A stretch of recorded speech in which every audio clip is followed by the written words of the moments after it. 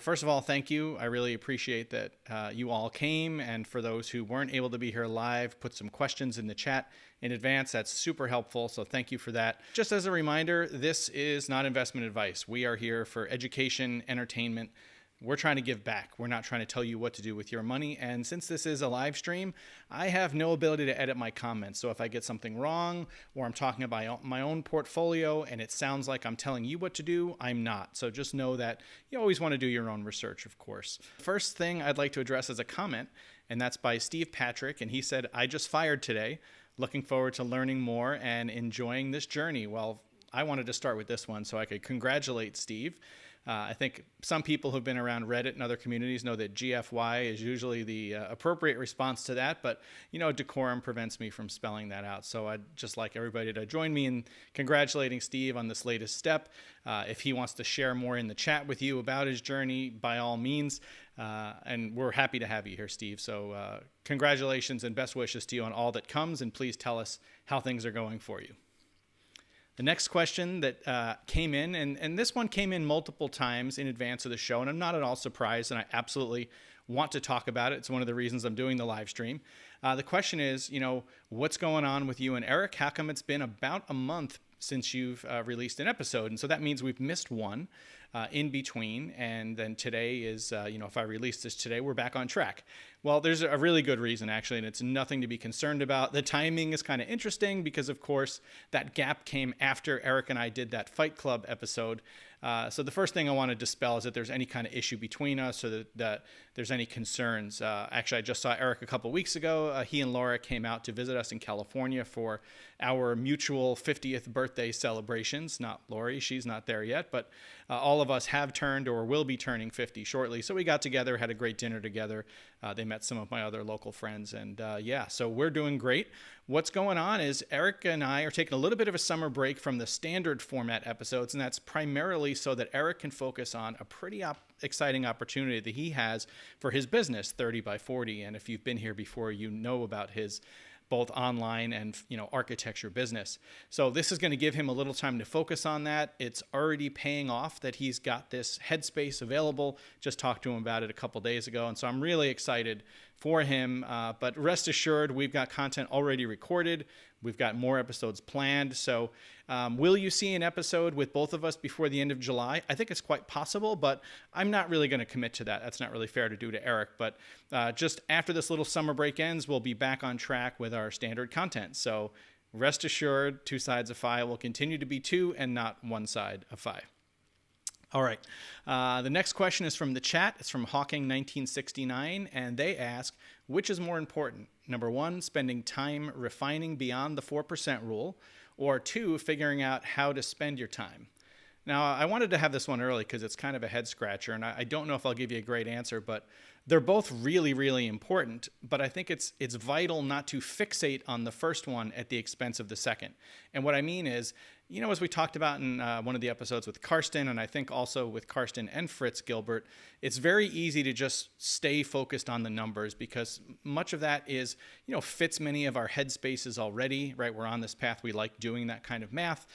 It's easier in many respects for quite a few people to focus on the, tangible stuff like numbers and money versus, some topics that can be hard, thinking about socio-emotional topics. But they're both essential. But I would say that it's very important, especially in the last few years, if not earlier, to be honest, to be thinking about why you have interest in retiring earlier. Why are you charging so hard towards financial independence, even if you don't intend to retire early? Because if you don't, you could end up on the side of the equation like some folks did in the How Not to Fire episodes. Those of you haven't seen it, check out part 2 in that series. Then you have folks who fire, they do leave their job, and there's regret, if not immediately, within the first year or two, as we've seen pretty commonly on Reddit, where folks don't really know what to do with themselves. They don't have a plan, they don't really understand their why, and they find themselves really missing things about work. And, to be honest, it's not a failure to miss work and want to go back to it, but it's a really good idea to, work through what you're getting from employment. What are the benefits, both not just the tangible, i.e. compensation, but what are the other benefits that you might be gaining? And think about what would you like to do with all that time have available, right? So that's what number 2 is getting at. So if you make me choose, obviously I'm going to say, well, you can't forego number 1, because if you get the number wrong, you get your financials wrong, you could find yourself in a desperate situation and need to try to get back to work, quickly.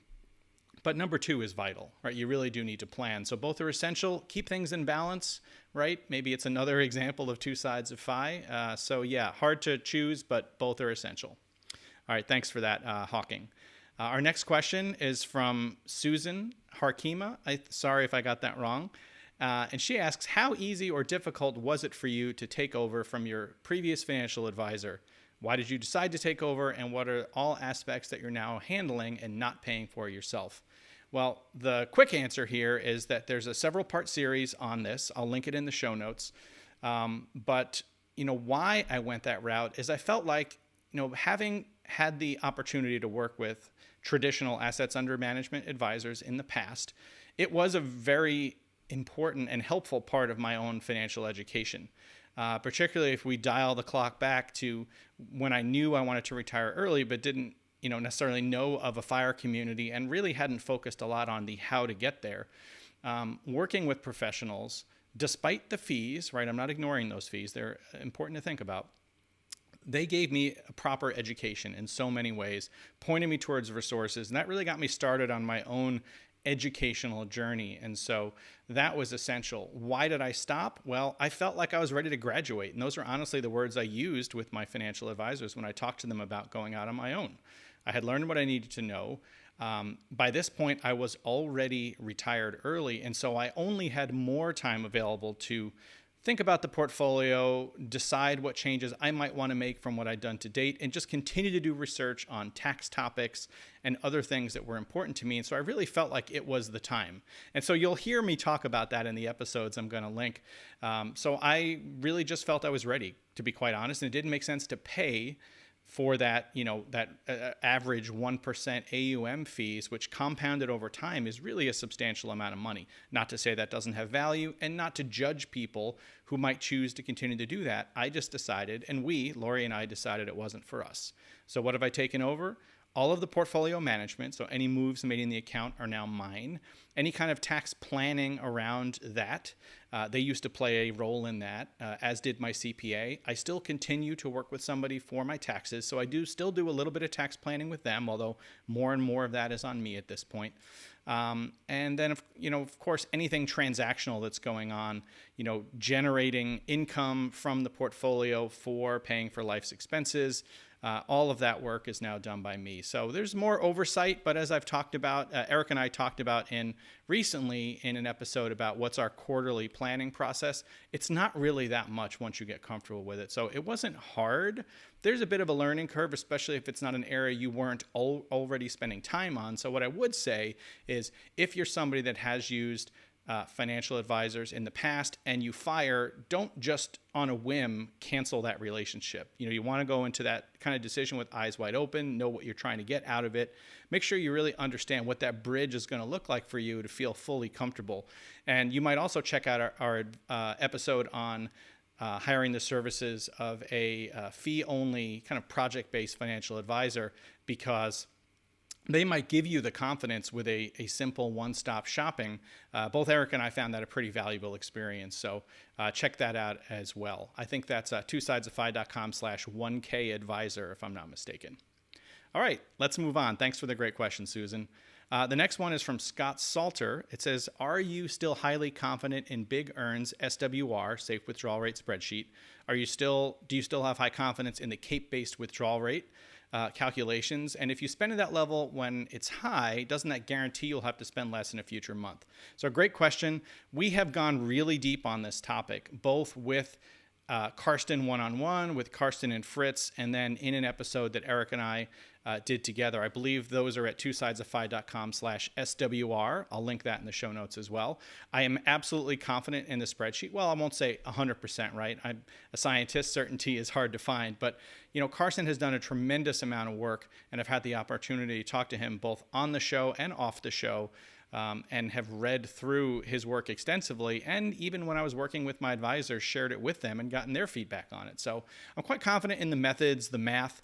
Could you ever have unforeseen circumstances that blow it out of the water? Of course you could, but you're not taking permanent decisions each and every day that can't be rolled back when you're talking about withdrawal strategies. So that's the first thing to know.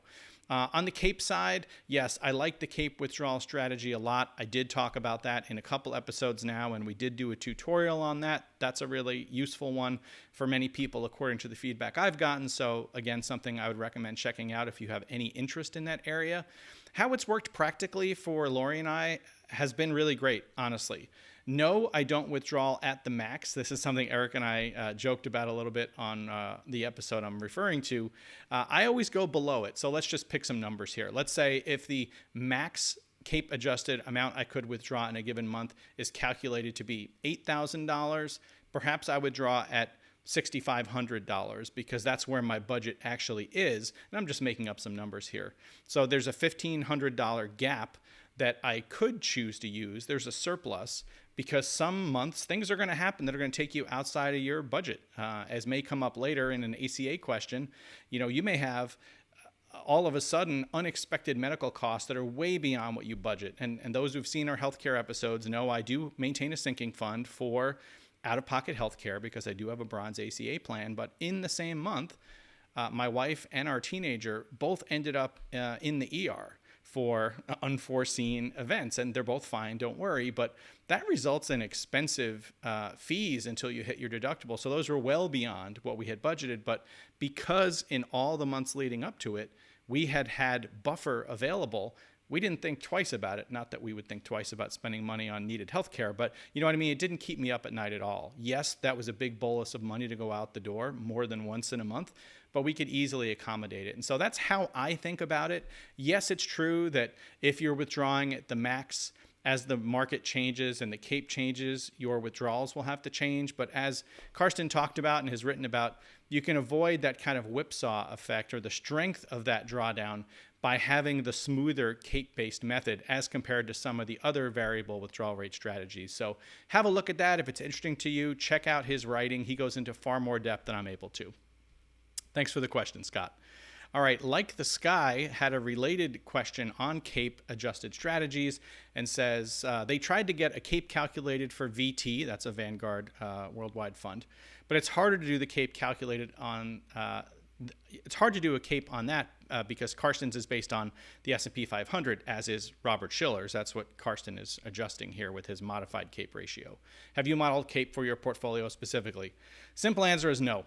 I think this S&P 500 based method is demonstrated to work pretty darn well. I'm not aware of alternative strategies that would be equivalently performing. If someone knows about them, go ahead and link them in the chat. It could be good reading for all of us. But I think that my portfolio is sufficiently diverse and tracks appropriately enough or similarly enough that I feel pretty confident about the method. Does that mean it will always move in lockstep with the S&P 500? Well, hopefully not, because I do have some diversifying assets in there. So no, it's not perfect. No, I haven't taken any steps to try to make it more perfect, but it is what it is. So I hope that's useful. It's not a perfect answer, but if anybody has other resources, go ahead and link them. All right, another related one that came in from Brian Anderson. Great video on the CAPE SWR. Thank you. Karsten's been critical of dynamic spending. I like the CAPE idea, but I'm worried about the downside. Table shows some pretty low percentage, which would be tough. Yeah, I think it's another example of the types of things you have to consider that fall under the bucket of risk tolerance. Because as Eric and I have talked about, and many other financial bloggers and YouTubers have discussed, there's not just risk capacity, which is about mathematically how much risk can you take on, right, based on the parameters about your life, but risk tolerance. And that's much more mental and emotional. And so very important to make sure you're considering those factors as well, because it's not just about the math. So if the prospect of having to reduce your spending at all versus a fixed strategy is concerning to you, definitely consider a fixed strategy. Make sure you understand the options. And this is why people like Wade Pfau and others have done a great job of talking about how risk and your perception of risk plays into strategies you should do. And that's why you hear so many financial bloggers and YouTubers talking about things like a dignity floor of expenses and maybe covering those with annuities. Now, annuities are not something Eric and I have spent much time on because they're not very appealing to us for a variety of reasons. But many people, especially traditional retirees, elect to use certain types of annuities like SPIAs to cover their basic expenses, so they never have to worry about that, and they're willing to be a little more risky with the flexible part of expenses, and so the discretionary stuff. And so that's a decision everybody needs to make for themselves. Thanks for the question. Let's move on. So Brian Barnhill says, 13 months RE'd, belated congratulations to you. My biggest challenge has been the lack of forced structure in my calendar. It's way too easy to put off tasks. Can you talk about how you managed having total control of your time? Yeah, that's a real one for me. Structure is important to many people, and that's not to say it's the only way to be. I think, like anything that's too extreme in one direction or the other has a way of running afoul. I found early on I was trying to jam a lot of things into my schedule, almost like my old work calendar. And I was chatting with someone on a financial Discord about this today. It's a natural tendency for many of us to feel like if we're not filling our time or have our days totally planned out, that we're failing in early retirement. And I think some of that could be guilt related. It could be thoughts about, things that I know I felt like, well, I have this opportunity in front of me. Why wouldn't I fill that with everything I can? Otherwise, I'm not taking advantage of this opportunity, right? I'm relatively young, healthy, able, why am I not filling this? So I think you have to sort of, this is one of those things that's helpful to think about in advance. You can't truly know what it's going to feel like until you do it. But when you think about what motivates you, how do you like to organize your time? What works best? Doing that as early as possible, it's at least good to think about, maybe talk about with your spouse or your partner or whoever you share your life with. But managing your time is a personal decision. And so one of the ways I've sort of tried to handle that is an in-between solution. And I think I talked about this in my 1-year retirement look back milestone episode. I tend to have the first half of my day much more structured, right? I do things in a particular order, and then the afternoon is much more unstructured, varies day to day, and it's more like what I'm feeling like doing. And that's been a happy medium for me. But quite honestly, how I felt about such things the first 6 months after I stopped working and now 3 years later are totally different. So I think the other thing I'd say is just honor the fact that you are going to change how you think about these things, and how you feel about them 13 months out might be quite different about how you feel about them 2 years out. But I wish you luck in thinking about how you manage your time and how you fill that time. And please keep us posted, Brian. All right. Next question, if I can pronounce this right, is from Dolgon 2002. Says, any advice for firing while you still have a high school aged kid at home? Do you find it restricts the newly purchased freedom, like travel or things like that comes with fire, and it causes frustration or discontent? Great question. I do have a high school age student at home, as I've talked about before. Our teenager is about to start senior year. So we fired right before they went into high school. And I would say, for me, I wouldn't say I find it frustrating. It's not the word I would use. Actually, the flip side of that, and I'm not saying you're not thinking this either, is it's great to have more time available to spend with them before they go off to college or whatever, your children are going to do. We're definitely taking advantage of that, and Eric and I definitely discussed that on the show. I'll try to find that and link it in the show notes. But sure, Lori and I in particular have at times, kind of wondered about like, oh, what's it going to actually be like a further year from now when we can travel how we want and we're not tied to the school calendar or, to other kind of calendar-based things about, having a teenager. I wouldn't say frustrating, but we are definitely excited to think about what's coming. And so I'd say maybe if there is frustration that anyone is feeling, not just the individual who asked the question, I'd say, maybe try to channel that energy into planning, something we haven't done a great job of that Eric and Laura have, I think, really set a nice model for is kind of this possible futures idea. So as you know, Eric is a few years, planning to fire a few years after me. So he is still pre-fi. And so he's done a really nice job using tools like Notion to kind of think about and document their ideas for travel destinations and activities they'd like to do. And so they're kind of building that anticipation and excitement. And maybe, we could have done a better job of that. It'd give us even more to look forward to. But there's probably not a perfect answer for this question. I wouldn't say we find it restricts our freedom, but we are definitely thinking about, well, how will things change, and what are all the things we're looking forward to having complete or near complete freedom of our calendar. So best wishes to you. Question from Adam is relating to that is, how did you think about your spend with kids in high school versus post-high school? I have 4 kids, and this is one of my largest concerns with fire planning. Outside of college costs, how will my other expenses change? It's a great question, Adam. I don't think for us, we had tons of conversations about or spent a lot of time financially modeling pre and post high school. It's also a very different circumstance. We have 1 child, you have 4.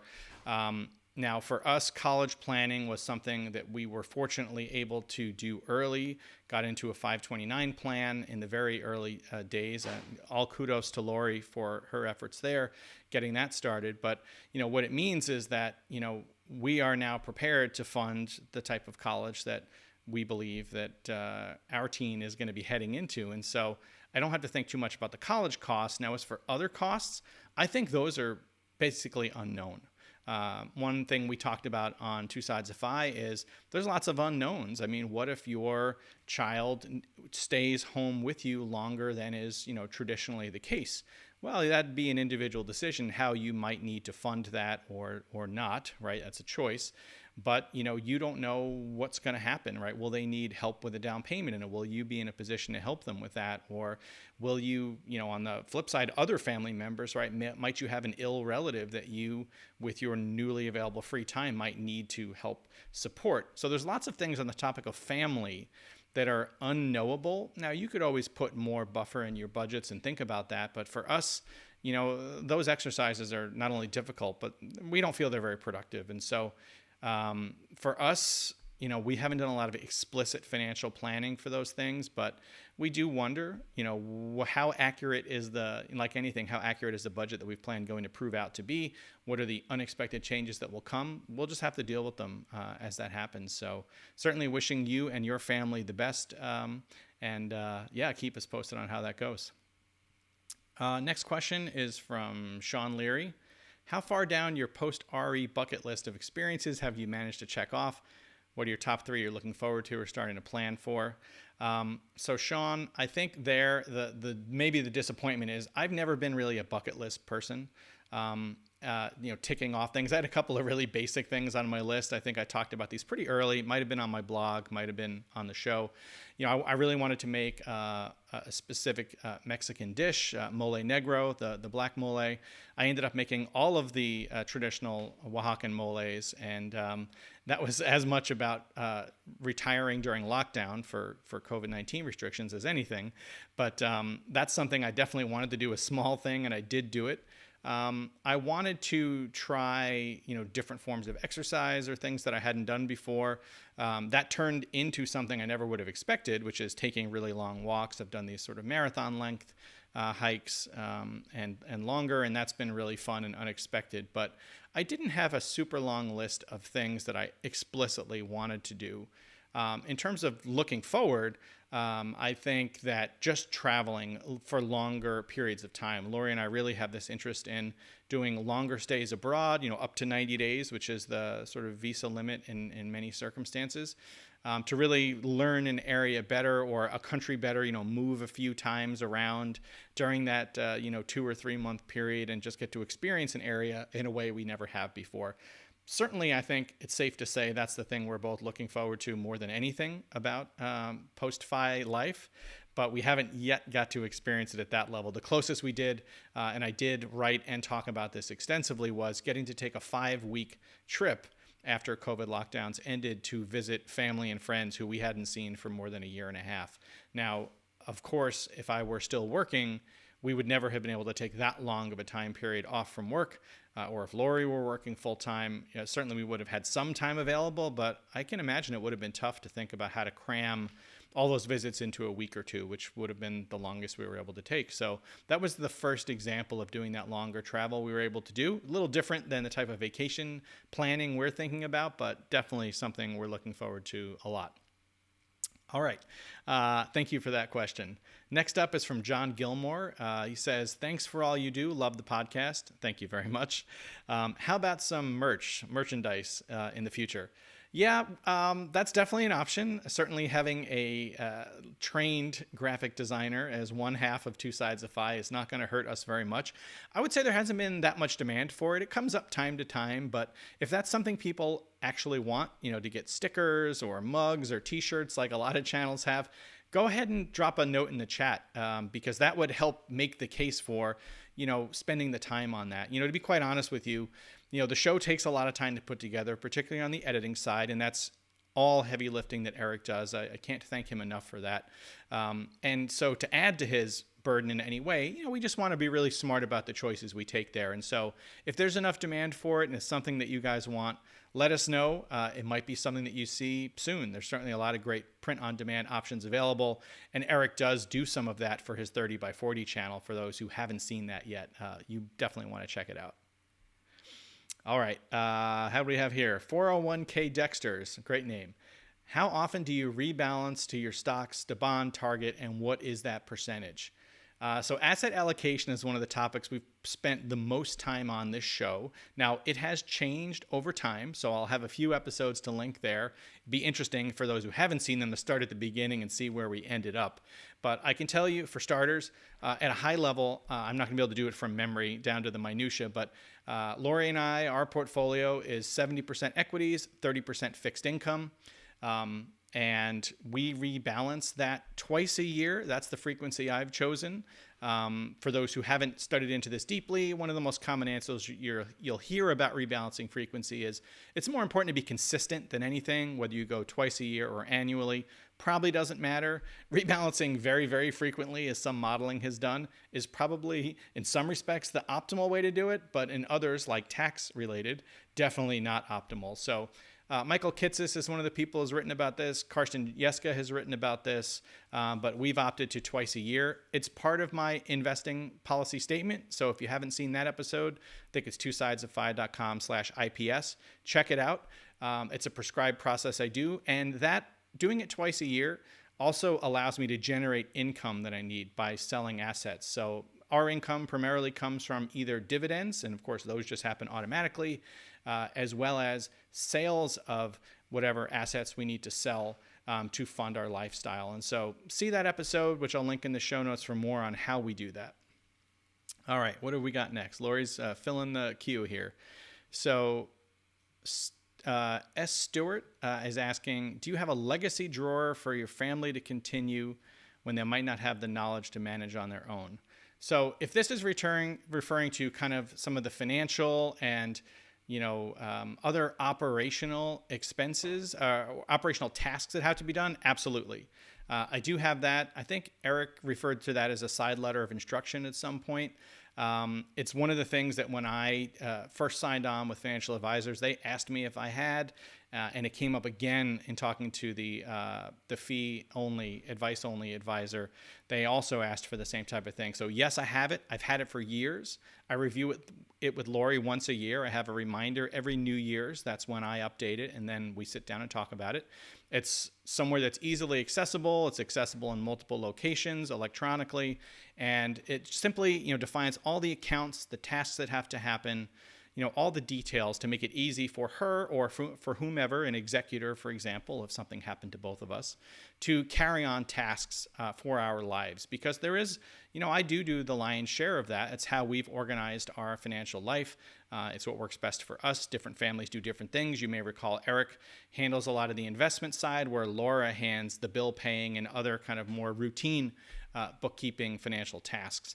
So whatever you do, it's a great idea, if not an essential idea, to document that, because the last thing any of us would want to do is, burden those we leave behind if we pass away unexpectedly or otherwise or become debilitated somehow. So yes, have that. I think it's a great idea. It certainly helps me sleep better, and I think Lori as well. So thanks for that question, Stuart. All right, Michael Martz asks, little easier to answer. Have you planned your JMT trip yet? Can't wait to hear your trail name. All right, so this is something that Eric and I talked about on the show. The JMT is the John Muir Trail. It's a very famous, very challenging hiking trail in the Eastern Sierras in California, and it has really varying terrain. It's very challenging, much more altitude change than I've ever done in a hike. And so I don't think I'm quite ready for it yet, but it's something I definitely, pine for and hope that I'm able to do at some point. I really want to see those kind of stunning scenes that you can only see in the Eastern Sierra. And so I have not planned it. I would like to do some longer hikes, backpacking trips pretty soon, honestly. It'll get me out of my own area, which is rather hot this time of year anyhow. So I'd say stay tuned. That could be good cause for a conversation with Eric or otherwise on the channel. In fact, Eric and I and Laura and Lori, our spouses, were talking when they were out here about maybe doing a Grand Canyon trip, something that we both have experience with at different levels over the years and would be a really cool thing to do together. So stay tuned. And I have no idea what my trail name will be, but I'm sure it will be entertaining. Next question is from Doug Scrubjay. It says, how do you find the ACA, Affordable Care Act? We have a bronze high deductible with HSA plan, same as me.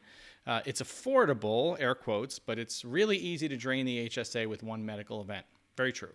Do you qualify for tax credit? So we have done some extensive episodes on healthcare. I will definitely link the one where we go into depth on ACA so that you have that. But yes, it is a very real possibility on a high deductible plan to burn a lot of money. If your family limit is $14,000 in a year, for example, that's a lot of money. And some people would say you should plan your budget, to be incredibly conservative so that if you had to pay that, you should have that amount allocated every single year. Now, I don't. I pick a sort of an in-between level based on what our family medical history has been like to date and our age, and that will change, obviously, as we age. And right now, we had decided a bronze plan makes sense. We've been on it for several years. We've always felt good about the amount we're spending versus the premiums. Yes, we do qualify for a subsidized rate based on our income. I've discussed that as well. And so our premiums are quite low, although out of pocket up to a certain point is our responsibility. And it can be a lot. And if you are relying on your HSA, as many do, to fund those expenses, it's helpful to have that because it's not changing your drawdown from your portfolio. But of course, it's draining a triple tax advantage asset. And that's the reason many people like a high deductible health plan, because they can contribute to HSA. We, to date, have chosen not to touch our HSA. We're fortunate that we had budgeted for a certain amount of healthcare spend in our budget every month. It's a sinking fund that we don't always use all of, and then so it builds up. And that means that we're not touching the HSA, so we have this lumpy spend on healthcare. And in most months, we're below that limit we have in our budget. Now, this month, I mentioned, we have 2 emergency room visits, plus I had a dental implant last month. All those things were out of pocket. And yes, insurance contributed to the medical expenses, not the dental. I don't carry dental insurance. So we had a lot of out-of-pocket spending. Now, because of the way we've set up our structure here, and I'm not saying this is the only way or the best way, it's just what we do. Yes, I went outside my budgeted amount for healthcare for those months, but because we're spending under our safe withdrawal rate, I didn't feel too bad about needing to dip into the funds and go above it, because we're still on the year well below what our maximum withdrawal rate could be. If you're somebody who's chosen to operate closer to that line, well, then your lumpy spending, whether it's in your HSA or otherwise, is going to result in drawing down your portfolio more. Now, if that's a one-time event and it's up to the max that I talked about, that's probably not going to fundamentally change your long-term projections for the lifetime of your portfolio. But if this happens more often and you haven't adjusted to a higher tier plan where the premiums might be worth it, well, that could be having more negative impact over time. So healthcare is definitely something you want to revisit on an annual basis. If for any kind of insurance, you're doing that anyway, because unless you have a qualifying event, annually is how often we get to review those policies and choose what to do. So I'd say definitely do those activities in earnest. As we're going to do, we're going to make sure at the end of this year that plan still makes sense. Maybe we will switch to a silver plan because the increase in premium will make sense. We do that math every year. And last year, I still felt it was a no-brainer to stay on the metal tier we were at, but maybe that will change in the future. So stay tuned. Assuredly, Eric and I will continue to talk about this topic. It's a big line item in both of our budgets. If you saw our budget episode, you know that. So look to us and we'll come for more information on how we're doing with these questions. All right. Let's see this. JPK has a question. What do you miss most about your previous career? What was the biggest social challenge for your entire family with the transition? There's some meaty stuff in there. Definitely things I've tackled in writing for sure. It was one of the things that helped me process that change after I was suddenly hit in the face with realizing how much that change affected me. But also Eric and I have talked about it on the show. What do I miss maybe on the easier side? Well, commonly, like everybody, the social interaction, the workplace kind of collision in the hallway with people and just getting to chat with people you've worked with for years, maybe, if not your whole career for some folks. Having those lunches, venting together, that kind of sharing of experiences, sharing in your successes and triumphs. Honestly, what was affecting me the most, though, I realized, and talking to Lori about it really helped. She was calling me out on some of the ways I was acting, and rightfully so, in those first 6 months really was, I missed that sense of accomplishment, of achievement, just recognition. I never thought of myself as being recognition driven, but it turns out many of us get so many intangible things from work outside of compensation. And when those go away, you either need to find a new source for them or learn to not have them be so important to you. And neither of those are easy. But the former is at least something you can plan for. And I had done no planning for it. I hadn't really thought about, and this is why I talk about it so much with people now on Fire Discords, on Reddit and elsewhere, is, just doing the exercise, sitting down and thinking about, what do I get from work before you retire? What do I get that I think I'll miss, or I'm not sure how I'm going to replace it? For me, another thing was that feeling of satisfaction that comes from mentoring, seeing your employees on your team succeed, helping them grow, and promoting them into opportunities where they can kind of stretch and build new skills. And when that went away, I had been supervising people for most of my career, and in the end, very, very large teams. So I had so many opportunities to do this. It was just completely gone. And so that's not one I found a perfect ability to replace yet, but I have had more success in some of the others. So I would say those are definitely some of the things I missed. The biggest social challenge with the family, going to the second part of the question, well, moving during COVID-19 lockdown was not great, right? Moving into a new town, that feeling of isolation, having to reestablish yourself when you don't have the workplace as a common point of meeting people, that's huge, right? And so there's nothing you can do about the work itself, right? The work goes away. However, activities are something that you can get into, clubs. Some people, it could be their church. It could be volunteering. I tried several of those things. I've done volunteering. I probably most impactfully took on a once a week fun job, as I like to refer to, just pouring wine at a tasting room in town. And that was really great. You meet people, you get that socialization part. Sounds like you're training pets when you say socialization, but it's honestly really important. And it's not at all what I did for my career, but still scratched a lot of the same itches. So that was a very personal thing. As for the family, it differs by person, right? Teenager, school is going to be the biggest opportunity. I think Lori and I together met some people through shared interests. We started a homebrewing club. We've both been brewing beer for more than 25 years. That was a great opportunity to meet some like-minded people. And through them, we have met other people and now do more activities with folks. And so we've built in some mechanisms that should hopefully keep helping us. Lori also got a fun job once a week, works at a brewery, met some folks through there. So, it's an ongoing thing, and we kind of had more than a year of not making a lot of progress for the reasons I mentioned, but it's gone a lot better now. So certainly, if you're asking that because you're headed into this yourself, or if anyone listening to this is there, I hope any of that is helpful to you. And certainly if you have other ideas of things that have helped you, please drop them in the chat. Everybody here could probably benefit from that. So thanks for asking. Okay. Sorry again if I pronounce this wrong. Yoendri Torres, hi, love your show. Thank you. I'm on the road to FIRE. I feel impatient as I count down the years. Did you ever feel impatient before achieving FIRE? If so, how did you manage it? 100%. And I've said it on the show before. I'll say it again. I am so glad for me, this is about me and how my brain works, that I didn't really know about the FIRE community until the latter years of my own path, because I think I would have been somebody who was really fixated and had graphs going and just tracked them, to the minutia. And every time it took a dip down, kind of big sigh. And, it's hard to remember all those tenets that we know are true, like, market downturns or buying opportunities, right? You're buying at fire sale prices. It's only going to go higher. I've been open about the fact that there was a Discord I used to spend a lot of time on, and I had to really back away from it because I just kept hearing this type of commentary over and over again. And that wasn't fair of me to judge it. That's, they're at a different stage in their journey than me. And they were fixating on the downturn because they were excited about the future. And yeah, that kind of gallows humor can be really healthy for folks.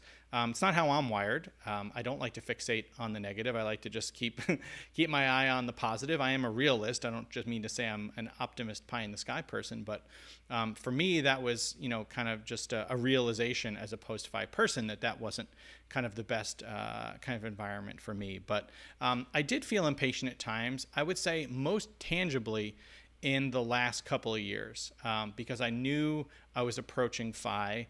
I saw it coming and then was like, okay, here we are, and eventually got there. And so that part of impatience ended. But also for my own reasons, I wanted to work another year past my FI date. It was work related. It was, for so many reasons, wanting to save for down payment for our home. When we moved, we were going to move to a new area. I had some projects I was participating in that I wanted to remain a part of. And so that last year was the hardest part. I definitely did not have a calendar that I was crossing off days 1 year in advance. I did admittedly use an app that I could look at periodically and see how many days were remaining. I don't remember if I did that a year out, but I definitely did it at least 6 months out. And then finally, once I got down to the last 3 months, I was definitely checking days off a calendar. And what became really difficult is when I approached my RE date and I decided to extend my work 3 months, because this was during the pandemic. I worked in a part of the healthcare industry where we were contributing to developing testing. And so I decided to stay on 3 months because I was on the leadership team and I felt it was, kind of inappropriate personal decision to leave in the midst of this crisis without kind of finishing up the things that I had signed up to help with. And so extended another 3 months. So that last 3 months was the hardest because I really had a date in mind. I was so close and then had to extend. Now, I don't mean to compare that with the impatience some people might feel when they are years out, kind of looking at that graph and those projections and imagining what that could be like. That's much more difficult to manage, and I suspect anything that I did to manage my 1 year out impatience is not going to be as helpful for somebody who's many years out. I would just say at a high level, remember that life is to be lived. None of us knows how many years we get vertical on this planet. And so while FIRE may be a goal for everybody who's, a part of this community, remember that, as Fritz, has mentioned several times, you need to think about the trade-offs we're making. We want to get to that goal, but we want to spend time with the people in our lives and enjoy it. And so just like you have to think about how frugal should I be to get to that date that much sooner, right? This is another example of, fixating on this too much can be pretty deleterious for our mental health. And so I'd say focus on the constructive, try to get things on autopilot as much as you can, put systems in place for automatic investing. Some people like to use automatic rebalancing too. I don't, but many do. But if it helps you make it easier and more hands-off, that could be something to do.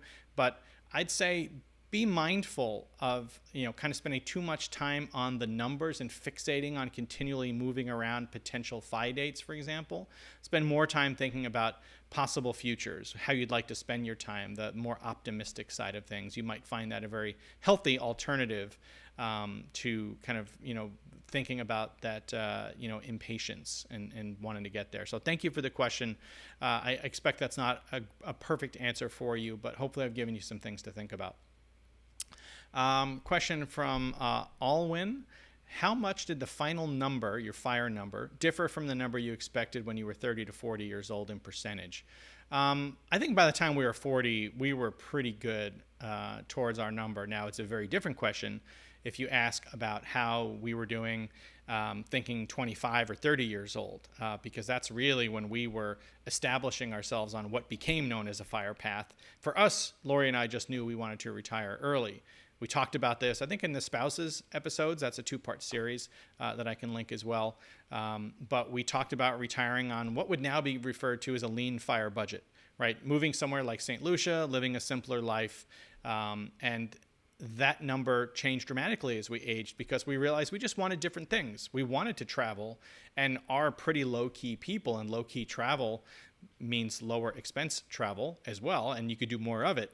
So that's always been an appealing idea, but we also realized a lot of the creature comforts of life are very attractive to us. And the older we get, just like most people, the more we're conscious about that. And so the number changed.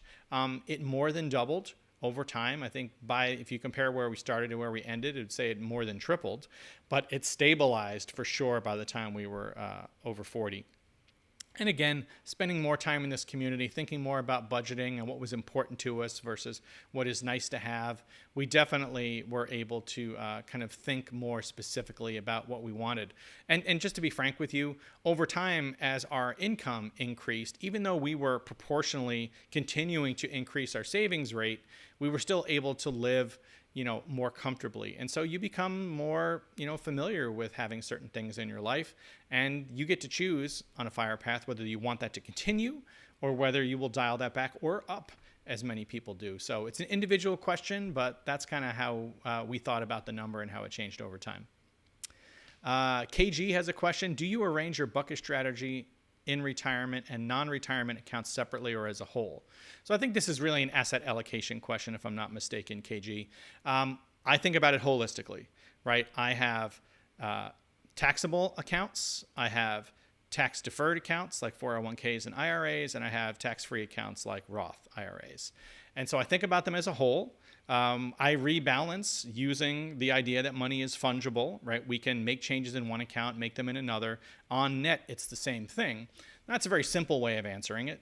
Now, there's more complexity because, of course, I am, 50 years old. So that means I'm not touching those retirement assets for quite a while at this point, right? And I'm not taking advantage of some of the ways to access those assets earlier, right? As many people are planning to do, and as many bloggers cover frequently, how can you touch retirement assets early?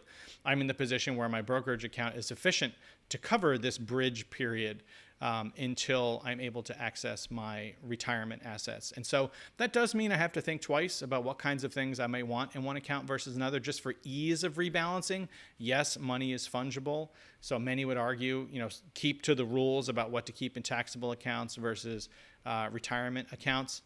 I am not as strict about that because I like the ease that comes with it. And so, but I do absolutely think about tax drag and some of those other aspects of asset location, i.e. where you have those funds, for example, versus just asset allocation, which is the big picture. So I rebalance the portfolio as a whole for sure. If you haven't seen our discussions on rebalancing, they're available to you. Definitely check out twosidesoffi.com/rebalancing for a free tool that I use, that I developed, and then I exported a version of it to be shared with the Two Sides of Fi audience. It's totally free. It's available to you.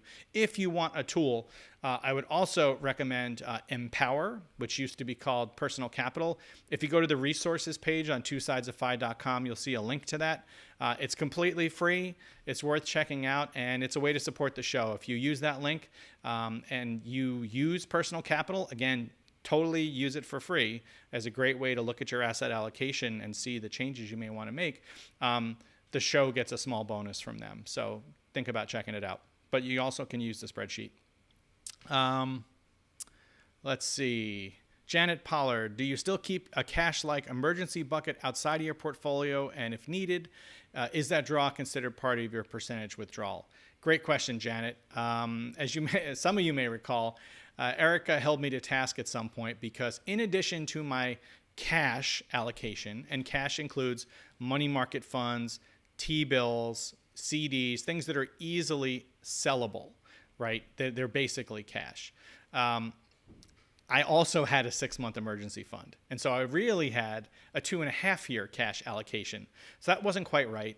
Eric, rightfully, when he realized that, asked me why and helped me realize there was no reason to keep it up. And so I did get rid of that explicit emergency fund allocation because carrying such a large cash buffer, around 5% of my portfolio, that is more than I need to be. And so having an investment policy statement, an IPS, really helps me keep clear on those aspects of the portfolio. So I don't have an explicit fund anymore. As I mentioned earlier, if I do have to go outside of my normal spending, my normal budget for reasons like medical emergencies, or both cars suddenly need tires, or pets have urgent medical needs. All these things happened in the last 60 days, by the way. We can go to those funds, and they're there for us because we're keeping 2 years of cash. And in our case, it's half money market, half T-bills and CDs. So the former are immediately liquid. The latter are absolutely able to be liquidated if needed. I can feel much more comfortable. I don't need another explicit emergency fund. KG asks, when calculating your buckets, do you separate a fund for large future expenses such as a roof, AC, etc.? So this is a great question you ask. It's something we did discuss a little bit with Fritz Gilbert. I think it was in our one-on-one episode with him. So I'll link that in the show notes too. He's written about this extensively, and he absolutely explicitly budgets these larger sinking funds for things like roof replacement. Lori and I have elected not to. And the reason we haven't done that is I've done enough modeling using things like the SWR toolbox, which I refer to as often as I do because I earnestly use it myself. I had no relationship with Karsten when I started using it so much, if that wasn't evident to you before, but it's true. So I would do these exercises where I would model in, well, what happens if I want to replace the AC, right? We have where we live, it's hot, we have central air conditioning. What if I have to replace that? What if the roof fails sooner than we think it will, or we need to replace several appliances, or when it comes time to buy a new car? I've done that math of showing those draws, as lump sums in the tool. And I convinced myself that I don't necessarily need to do that type of budgeting because underdrawing is such a part of our strategy. Now, is that a perfect answer? It's not. But, got to tell you, this is an individual thing. You need to think about what's going to help you feel good about your strategy and work mathematically. Some people absolutely want and will always have these larger sinking funds for long-term expenses that they just contribute to, month over month. Whatever's going to help you feel like you're managing your expenses properly, both known and unknown future expenses, is the right thing to do for you.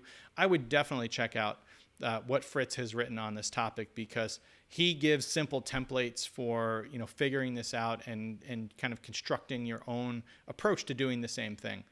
So I definitely recommend that. Great question. Aztec for life. Healthcare remains our biggest concern area. We're 4 months into COBRA. It's the same way I started as well, continuing my workplace insurance at one point. What resources do you use or know of that are helpful in building comprehensive knowledge around this area? There's no one source for this, for sure. We did link to a number of resources in both of our healthcare episodes, which I will link in the show notes. Again, twosidesofphi.com/AMA. That's Ask Me Anything, by the way, that we have found, and hopefully that will help you. If anyone else has ideas around resources, please drop them in the comments or comment on this video once it goes live. Healthcare.gov for Americans certainly is a very useful starting point. If your state has its own managed healthcare exchange, you'll get redirected to the state site. If you're one of the states that has the federal government system manage their plan, then you'll stay on healthcare.gov. But either way, there are calculators available that show you that.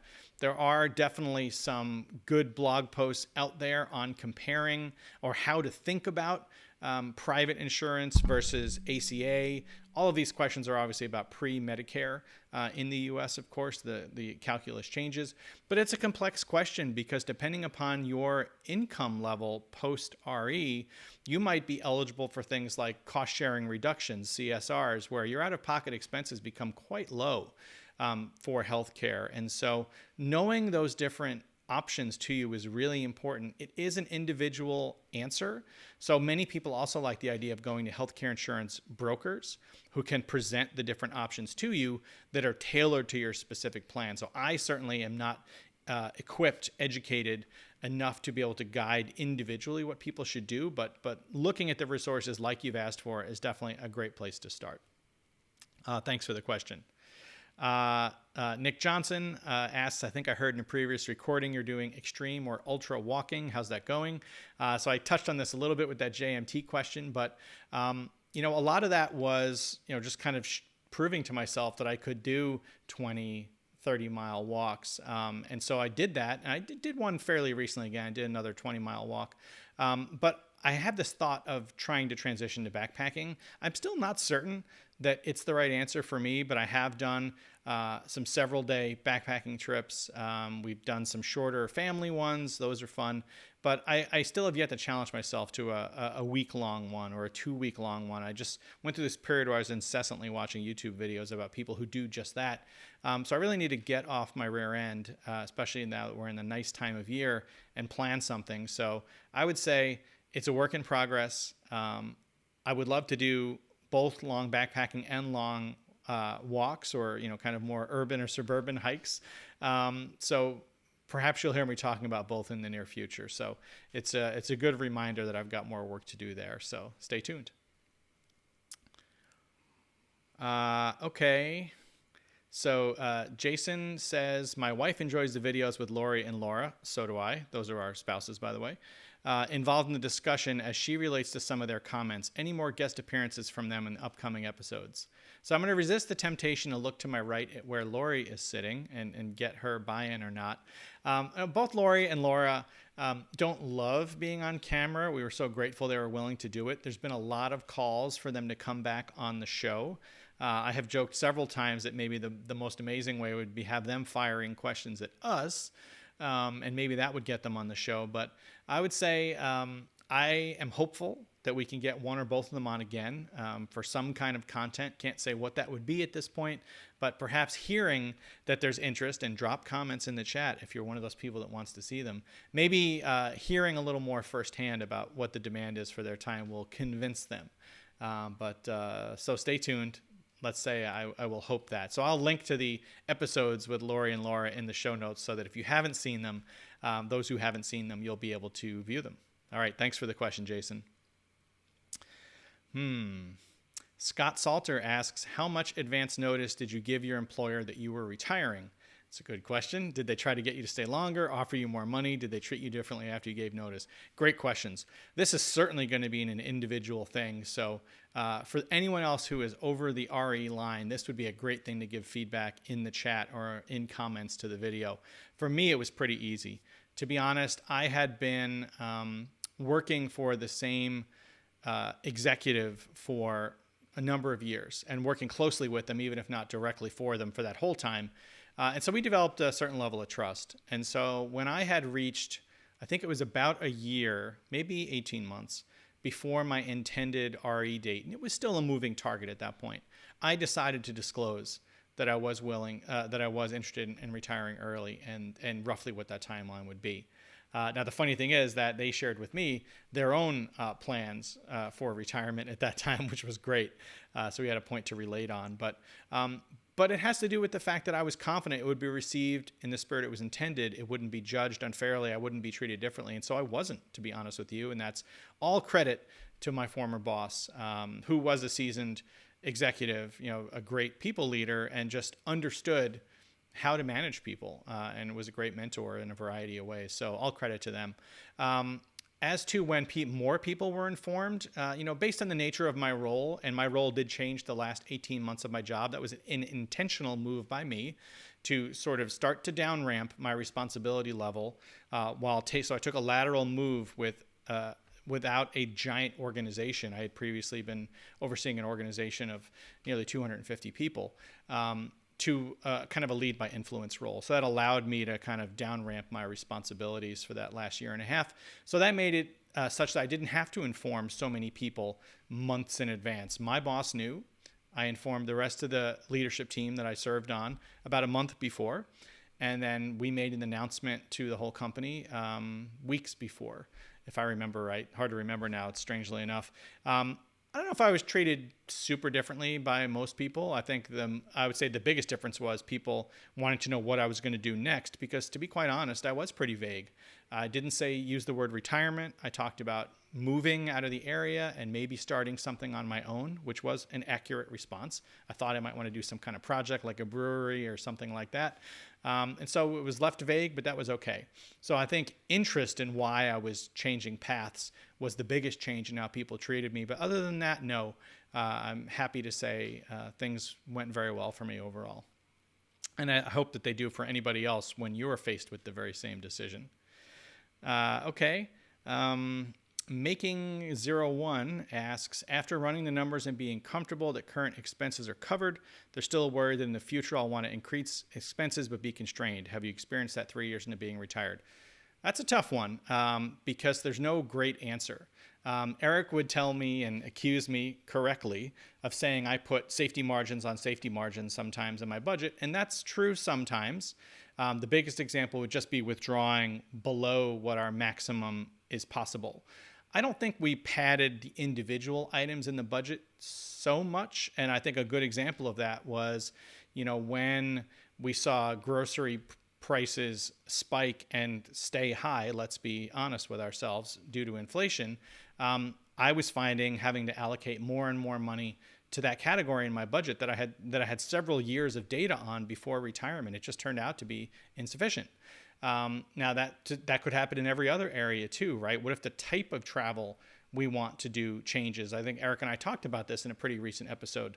Well, the only answer is either you pad everything much bigger, or you accept the risk that you may need to have trade-offs. And I think we've more tended towards the latter, but have also withdrawn below our safety net over time, and especially in these initial years post-RE, and especially given the market conditions we had starting in my second year post-retirement, right? And I think that's served us well.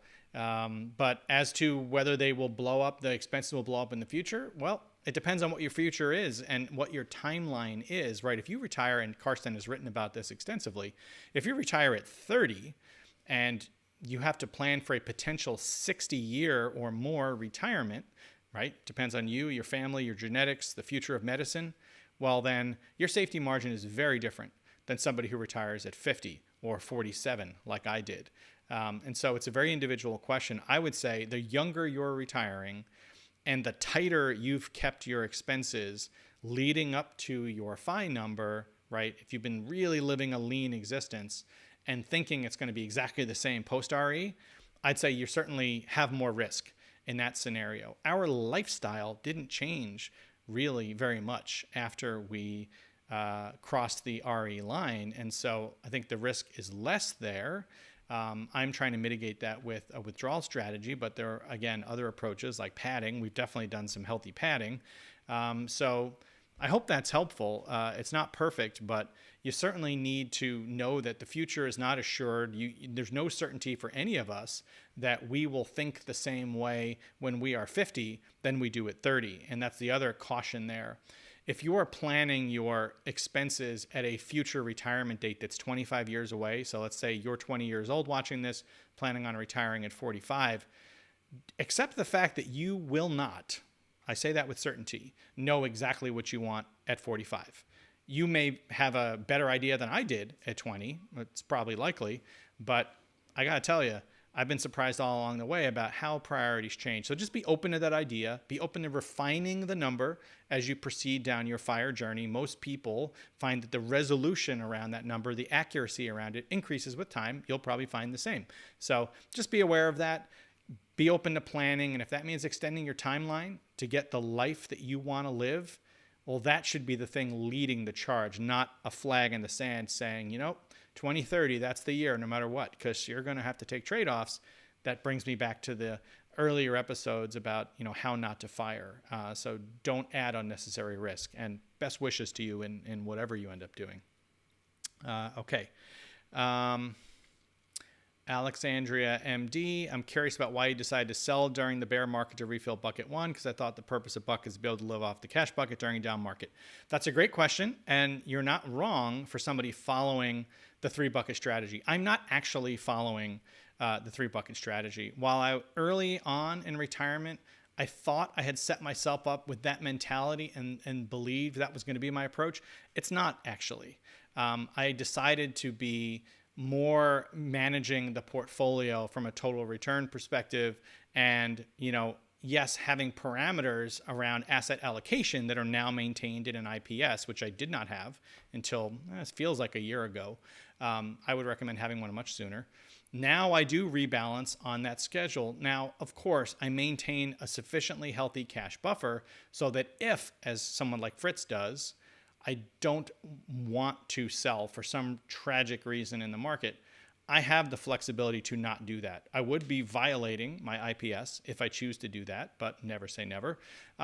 If you haven't seen the episode with Fritz and Karsten talking to us about this idea of bucket strategy versus a more traditional withdrawal approach, I would absolutely recommend it. I will link it in the show notes. And importantly, the original 2 blog articles that go with that Fritz wrote and Karsten wrote, and each of them responded in the same, I would absolutely recommend that as good background because it's an intelligent discussion about the topic. Neither are wrong, although Karsten feels pretty strongly that just a bucket strategy is essentially window dressing for his strategy.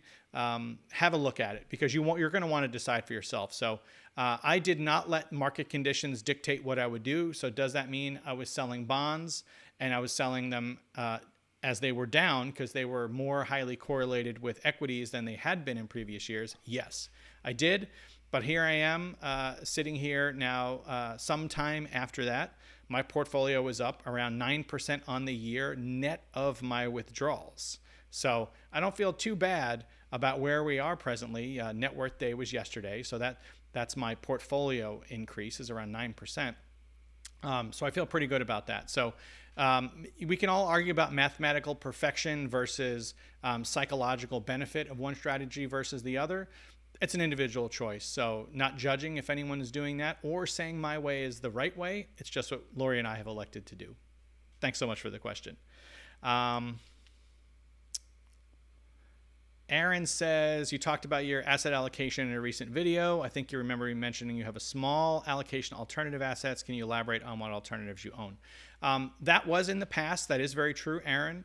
I used to have things like some preferred stock funds.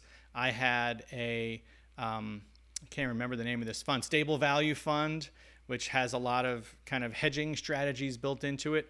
My financial advisors were big fans of both of those. Obviously, people like Karsten Jeska are big fans of preferred stocks. I elected to sunset both of those.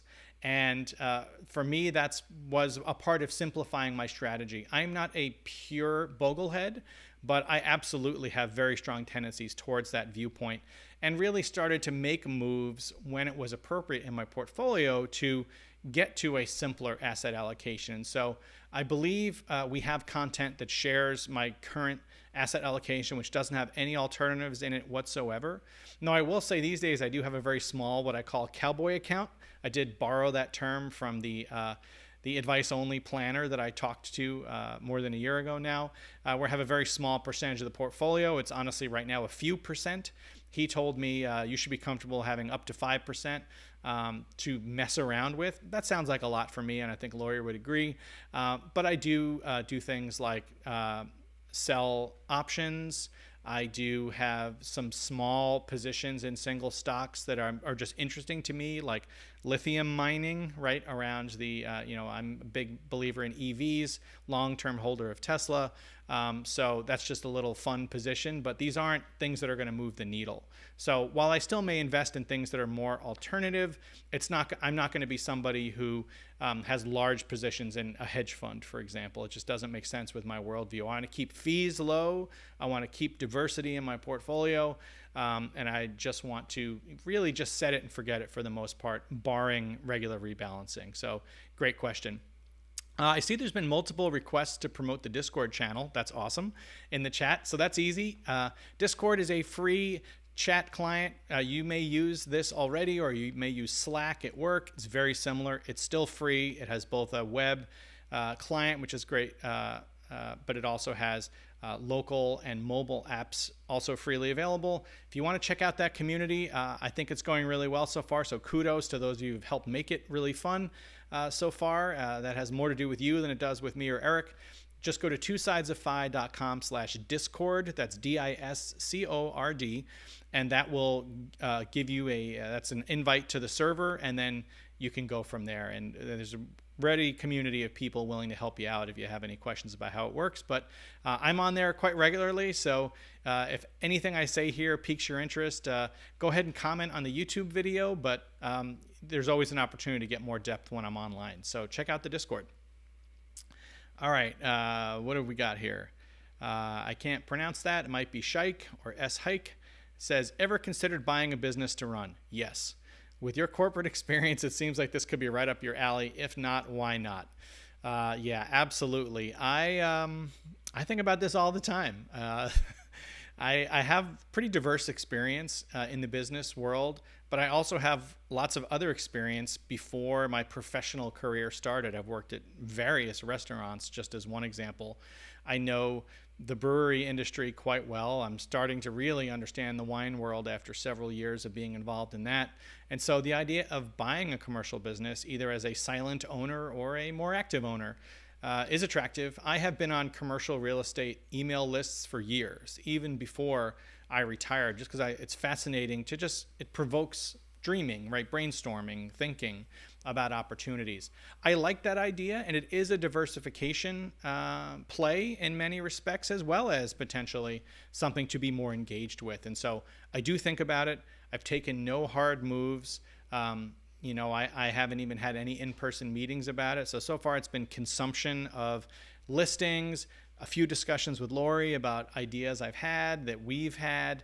I think both of us right now, one thing we're pretty confident in is, and we've only decided this in recent years, right? I told you before I stopped working, I actually thought I might want to start a small brewery, that we don't want to start a brick and mortar business that we need to manage. That's just feels like tying us down and committing to something at this stage, at least, right? Answer could be different in 5 years, 10 years, whatever.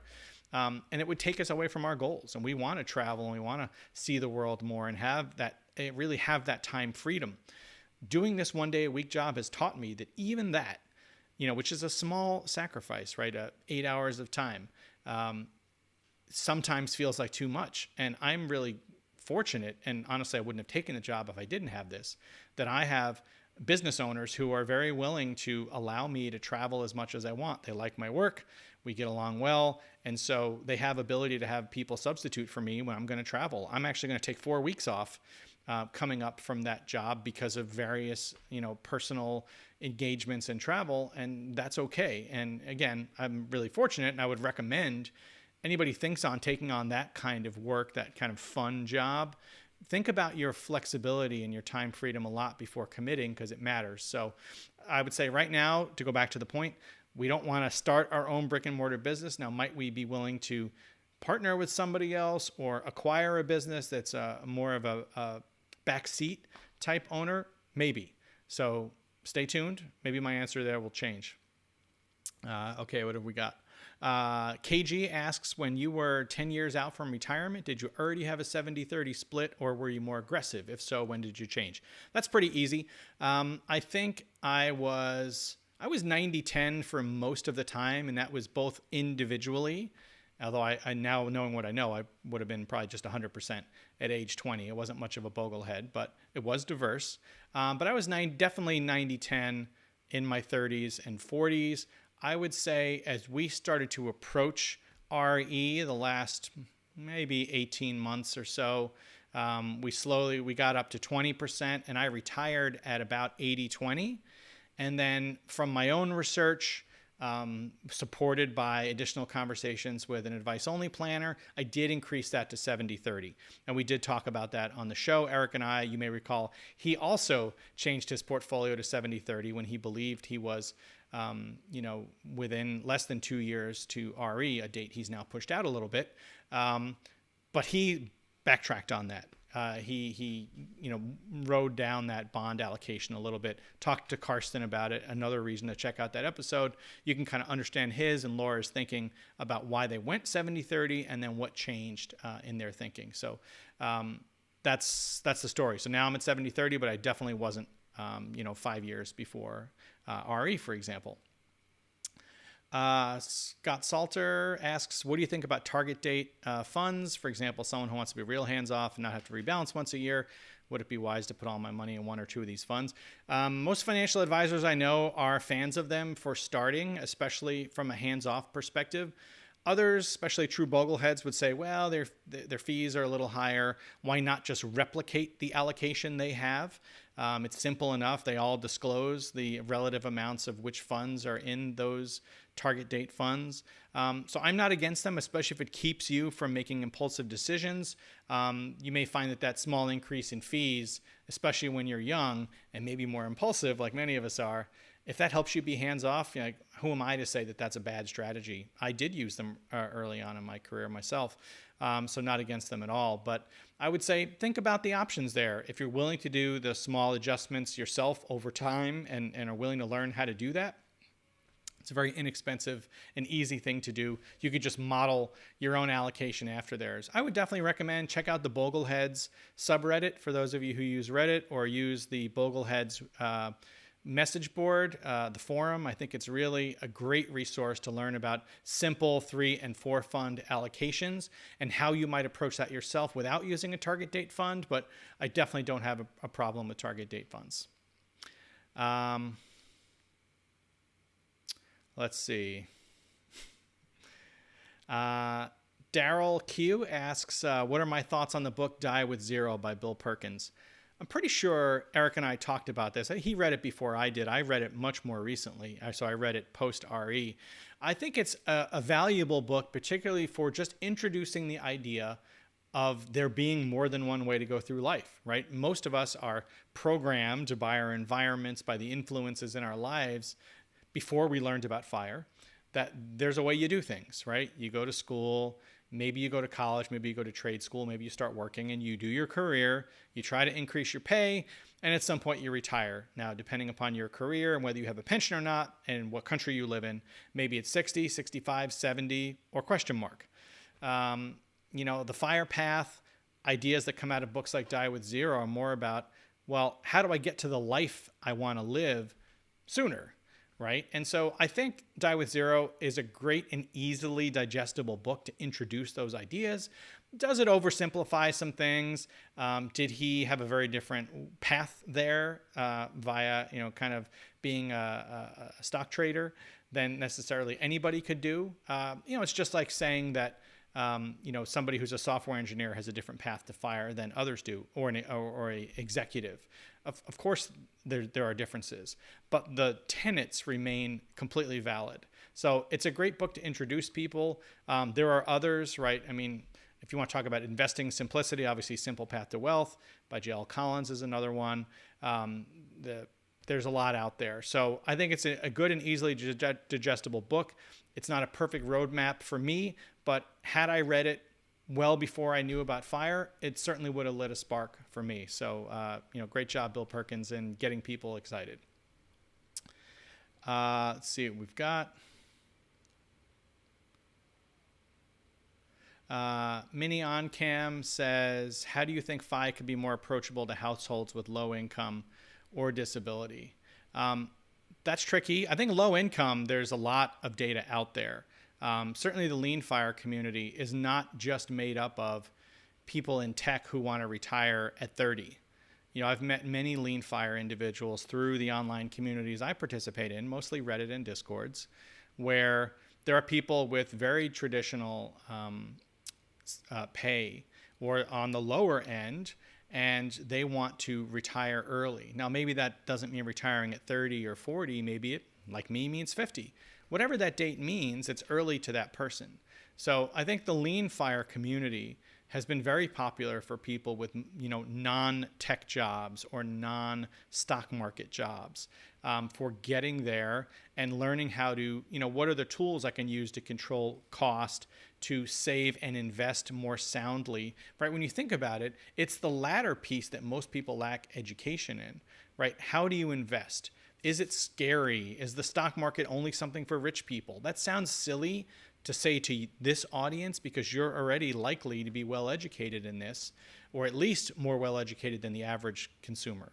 So just getting exposed to the ideas from the FIRE community about saving and investing, again, books like Simple Path to Wealth, just, VT, SAX, and chill, right? Put your money in one fund and make sure you're using your Roth IRA as long as you can, and then using 401ks and traditional IRAs.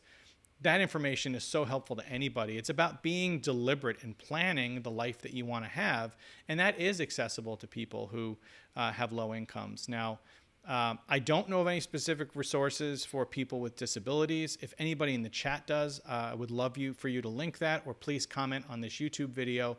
I suspect, given how large the FIRE community is, that there must be information available that we could pass on to people who have needs there and who want to make plans in that way. So thanks so much for asking the question. I hope I was able to attack at least part of it, and maybe the community can help us with other parts of it. All right, Don McNamara asked, are there any fun or interesting or surprising hobbies that I've tried post-RE? I think the long walks thing, maybe it doesn't sound thrilling to anybody, it certainly was surprising. I knew I wanted to, exercise more readily, and during the pandemic, I started, doing walks every single day to get outside. That had a lot of benefits. Some of them I did alone, which was great for reading and thinking. It helped me come up with blog ideas, which for me was so helpful. I can't even tell you how much writing was essential to me. And if you haven't read my blog, please go to twosidesoffi.com/about, ABOUT, and there'll be a link in my bio to the blog.